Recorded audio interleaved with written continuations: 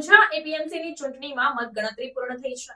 જણાવી દઉં કે 10 ઉમેદવારોની જીત થઈ. ઊંઝા ખાતે કૃષિ ઉત્પન્ન બજાર સમિતિની ચૂંટણીમાં મતગણતરી પૂર્ણ થઈ છે. આ ચૂંટણીમાં ઊંચી મતદાન ટકાવારી જોવા મળી હતી, જેમાં ખેડૂત અને વેપારી વિભાગના સભ્યોની પસંદગી માટે મતદાન કરવામાં આવ્યું હતું. ખેડૂત વિભાગમાં 10 બેઠકો માટે 20 ઉમેદવારો મેદાને હતા.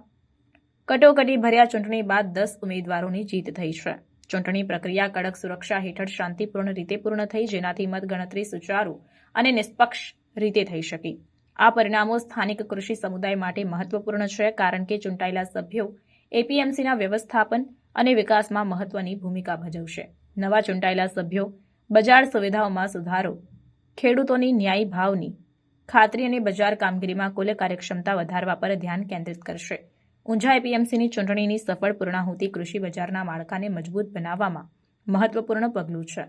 ચૂંટાયેલા સભ્યો હવે ખેડૂત સમુદાયની જરૂરિયાતો અને ચિંતાઓને ઉકેલવા માટે જવાબદાર છે.